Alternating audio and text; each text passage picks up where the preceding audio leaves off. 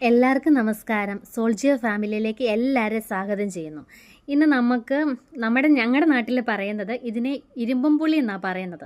ഓരോ നാട്ടിലും ഓരോ പേരായിരിക്കും. നമുക്ക് ഇരുമ്പം പുളി ഒന്ന് അച്ചാറിട്ടാലോ? എല്ലാവരും പെട്ടെന്ന് വായോ. നമുക്ക് ഇത്ര ഇരുമ്പം പുളിയാണ് കിട്ടിയിരിക്കുന്നത്. ഇത് നമുക്ക് നന്നായിട്ട് നല്ല രീതിയിൽ എടുത്തിട്ട് നന്നായിട്ട് വാഷ് ചെയ്ത് ഇത് കട്ട് ചെയ്യാവേ.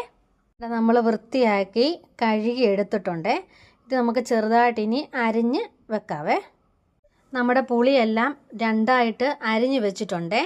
ഇനി അതിലോട്ട് നമുക്ക് മുളക് പൊടിയും മഞ്ഞൾപ്പൊടിയും ഉപ്പും കൂടെ ചേർത്ത് നന്നായിട്ട് നമുക്ക് ഇളക്കി യോജിപ്പിക്കാം.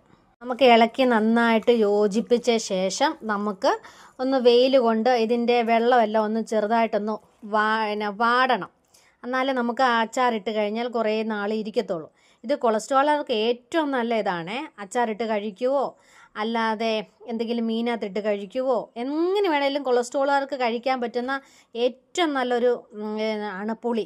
ഇത് ഞങ്ങളുടെ നാട്ടിൽ പറയുന്ന ഇരുമ്പം പുളി എന്നാണ്. ഓരോ നാട്ടിൽ ഓരോ പേരാണ് പറയുന്നത്. ഇത് നന്നായിട്ട് നമ്മൾ ഇളക്കി യോജിപ്പിച്ച് ഇനി നമുക്കത് വെയിലത്തോട്ട് വെക്കാം. ഒന്ന് വെയിൽ കൊള്ളാൻ വേണ്ടി, ഒന്ന് ജസ്റ്റ് ഒന്ന് വാടാൻ വേണ്ടി വെയിലത്തോട്ട് വെക്കാവേ. ഞാൻ നിങ്ങളോട് പറഞ്ഞില്ലേ 2 ദിവസം നമ്മൾ വെയിലത്ത് വെച്ചതാണ്. ഇനി നമുക്ക് അച്ചാറിടാവേ. ഒരു പാൻ അടുപ്പത്ത് വെച്ചിട്ടുണ്ട്. നമുക്ക് നല്ലെണ്ണ ഒഴിക്കാവേ. നമുക്ക് കടുകിടാവേ. ഇനി ചതച്ച് വെച്ചിരിക്കുന്ന വെളുത്തുള്ളി ഇഞ്ചിയും കൂടെ ചേർക്കാവേ.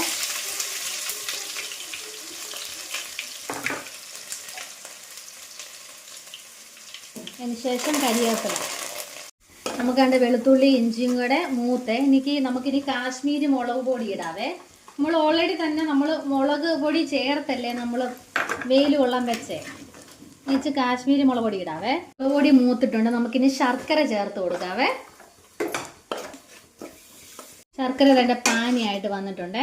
നമുക്കിതിനകത്തോട്ട് പുളി ചേർത്ത് കൊടുക്കാവേ. നമുക്ക് പുളി ചേർത്ത് കൊടുക്കാവേ. നമുക്കിനി നന്നായിട്ട് ഇളക്കി യോജിപ്പിക്കാവേ. നമുക്കിനി കായം ചേർക്കാവേ. നമുക്കിനി പാകത്തിനായിട്ടുണ്ട് പുളിയച്ചാറ്. നമുക്കിനി തീ ഓഫ് ചെയ്യാവേ.